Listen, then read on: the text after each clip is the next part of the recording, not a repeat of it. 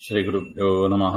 लक्ष्मीपदे पदाम्भोजयुगं नत्वा गुरोरपि प्रमाणचन्द्रिकां कुर्मो बालानां बोधसिद्धये। श्रीगुरुभ्यो नमः।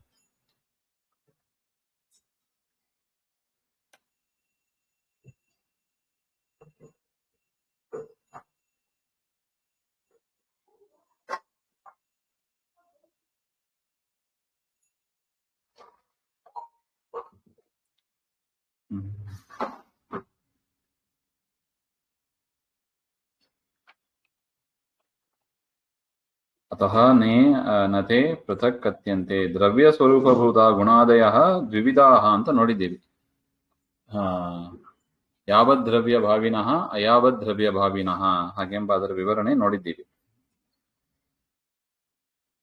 ತತ್ರ ಯಾವದ್ದ್ರವ್ಯಭಾವಿನಃ ಯೇ ಗುಣಾದಯಃ ತತ್ರ ಭೇದಃ ನಾಸ್ತಿ. ಯಾವದ್ದ್ರವ್ಯಭಾವಿ ಪದಾರ್ಥಗಳು ಅಂತ ಯಾವುದಿದೆ ಅಲ್ಲಿ ಆ ಗುಣ ಮತ್ತು ಗುಣಿಗಳಿಗೆ ಭೇದ ಇಲ್ಲ ಹಾಗೆ ಅಂತ ಹೇಳ್ತಾರೆ. ಗುಣಾದಯ ತತ್ರ ಭೇದೋ ನಾಸ್ತಿ ಕಿಂತು ಅತ್ಯಂತ ಭೇದ ಏವ ಹಾಗೆ.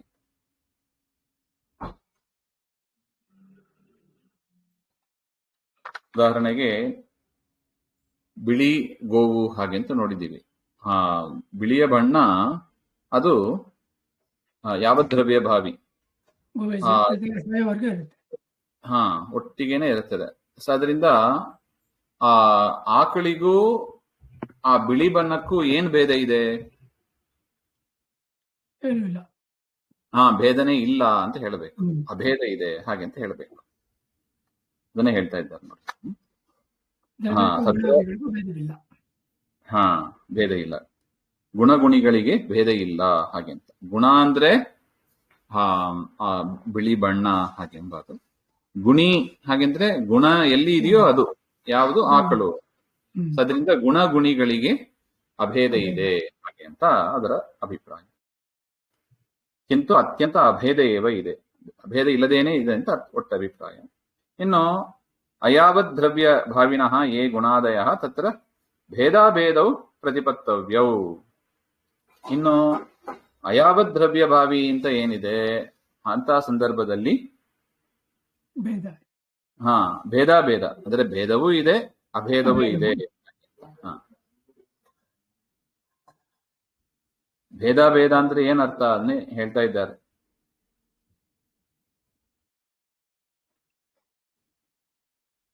ಏವಂ ಉಪಾದಾನ ಉಪಾದೇಯೋ ಭೇದಾಭೇದಾವೇವ ಪ್ರತಿಪತ್ತವ್ಯೌ.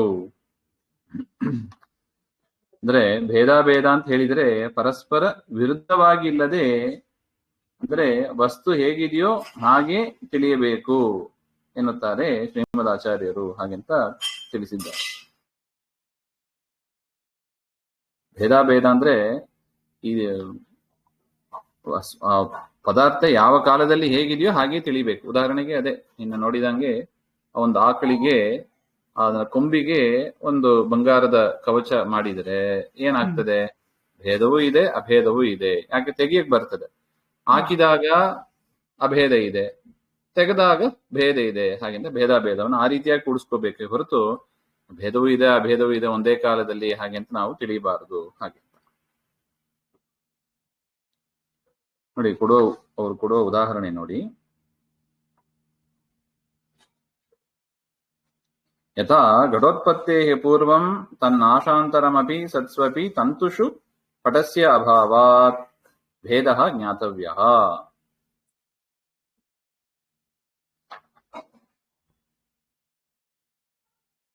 ನೋಡಿ, ಒಂದು ಪಟದ ಉತ್ಪತ್ತಿಯ ಪೂರ್ವ ಮತ್ತು ಅದರ ನಾಶದ ನಂತರ ತಂತು ಇರುತ್ತದೆ. ಒಂದು ಥ್ರೆಡ್, ಅದೇ ಬಟ್ಟೆ ನೂಲು ಮೊದಲು ಇರುತ್ತೆ. ಬಟ್ಟೆ ಬರ್ಲಿಕ್ಕೆ ಮುಂಚೆನೂ ನೂಲು ಇರುತ್ತದೆ. ಬಟ್ಟೆ ನಾಶ ಆದವಾಗ ನೂಲನ್ನೆಲ್ಲ ತೆಗೆದಾಕ್ಬಿಟ್ರೆ ಬಟ್ಟೆ ನಾಶ ಆಗ್ಬಿಡುತ್ತದೆ. ಅದರ ನೂಲು ಮಾತ್ರ ಉಳಿಯುತ್ತದೆ ಇರುವುದರಿಂದ. ಮತ್ತು ಪಟದ ಅಭಾವ ಇರುವುದರಿಂದ ಪಟ ಇರೋದಿಲ್ಲ ಆ ಸಂದರ್ಭದಲ್ಲಿ. ನಾಶ ಆದ ಮೇಲೆ ಪಟ ಇರುವುದರಿಂದ ಅವೆರಡರ ನಡುವೆ ಭೇದವಿದೆ ಅಂತ ತಿಳಿಯಬೇಕು. ಪಟಕ್ಕೂ ತಂತುಗಳಿಗೂ ಭೇದ ಇದೆ. ಯಾಕೆ? ಪಟ ಉತ್ಪನ್ನ ಆಗ್ಲಿಕ್ಕೆ ಮುಂಚೆಯೂ ತಂತು ಇದೆ, ಪಟನಾಶ ಆದ ಮೇಲೂ ತಂತುಗಳು ಇರೋದ್ರಿಂದ ಭೇದ ಇದೆ ಹಾಗೆ ಅಂತ ಒಟ್ಟು ಅಭಿಪ್ರಾಯ. ಅವೆರಡು ನಡುವೆ ಭೇದವಿದೆ. ಪಟದಿಂದ ತಂತು ಬೇರೆಯಲ್ಲ, ಅದರಿಂದ ಅಭೇದ ಅಂತ ತಿಳಿಯಬೇಕು. ಈಗ ನೋಡಿ, ಪಟ ಇದ್ದಾಗ ಬೇರೆ ಅಲ್ಲ ಅಂತ ಕಾಣುತ್ತೆ. ಪಟ ಇದ್ದಾಗ ಪಟ ಬೇರೆ ಅಲ್ಲ, ತಂತು ಬೇರೆ ಅಲ್ಲ. ಯಾಕೆ? ಪಟಗಳ ತಂತುಗಳ ಜೋಡಣೆನೇ ಪಟ ಏನಿದೆ, ಆ ಸಂದರ್ಭದಲ್ಲಿ ಅಭೇದವನ್ನ ಹೇಳಬೇಕು. ಅದರಿಂದ ಗುಣಗುಣಿಗಳಿಗೆ ಏನಿದೆ, ಈ ಒಂದು ವಿಚಾರದಲ್ಲಿ ಭೇದಾಭೇದವೂ ಇದೆ ಹೇಳಿಕ್ ಬರುತ್ತದೆ ಹಾಗೆ ಅಂತ ಅದು ಒಟ್ಟು. ಇದರಂತೆ ಗುಣಗುಣಿಗಳಲ್ಲಿ ಭೇದಾಭೇದ ಮತ್ತು ಅತ್ಯಂತ ಅಭೇದವನ್ನು ಕೂಡ ನಾವು ಈಗ ಅದೇ ಅತ್ಯಂತ ಅಭೇದ ಅಂದ್ರೆ ಯಾವುದು? ಗೋವು ಮತ್ತು ಬಿಳಿ ಬಣ್ಣ ಅದು ಯಾವ ದ್ರವ್ಯಭಾವಿಯಾಗಿರುವುದರಿಂದ ಅಲ್ಲಿ ಅತ್ಯಂತ ಅಭೇದ ಇದೆ, ಭೇದಾಭೇದವೂ ಇದೆ, ಅತ್ಯಂತ ಅಭೇದವೂ ಇದೆ ಗುಣಗುಣಿಗಳಿಗೆ. ಕೆಲವು ಕಡೆ ಹೇಗಿದೆಯೋ ನೋಡಿ ನಾವು ತಿಳ್ಕೋಬೇಕು ಹಾಗೆಂತ ಒಟ್ಟು ಅಭಿಪ್ರಾಯ. ಪಟದಲ್ಲಿ ಇರುವ ಶುಕ್ಲಾದಿ ಗುಣಗಳು ಯಾವ ದ್ರವ್ಯಭಾವಿಯಾದ್ದರಿಂದ ಅತ್ಯಂತ ಅಭೇದ. ಇನ್ನು ಪಟದ ದೃಷ್ಟಾಂತದಲ್ಲೇ ಪಟ ಬಿಳಿ ಬಣ್ಣವಾಗಿ ಇದೆ, ಅಂತಹ ಸಂದರ್ಭದಲ್ಲಿ ಆ ತಂತುವಿಗೂ ಆ ಬಿಳಿ ಬಣ್ಣಕ್ಕೂ ಏನು ಸಂಬಂಧ? ಅತ್ಯಂತ ಅಭೇದ. ಭೇದಾಭೇದ ಅಲ್ಲ, ಅತ್ಯಂತ ಅಭೇದ. ಅತ್ಯಂತ ಅಭೇದ.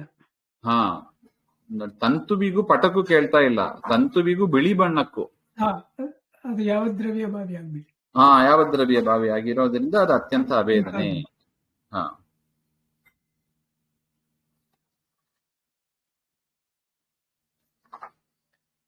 ಈ ರೀತಿಯಾಗಿ ಇಲ್ಲಿಗೆ ಹೇಳಿದ್ದಾರೆ. ಪಟಶೋಕ್ಲಿಯಾದೀನಾಂ ಗುಣಾನಾಂ ಯಾವದ್ರವ್ಯ ಭಾವಿತ್ವೇನ ಗುಣಿನಾ ಪಟೇನ ಅತ್ಯಂತ ಅಭೇದ ಜ್ಞಾತವ್ಯ ಹಾಗೆ.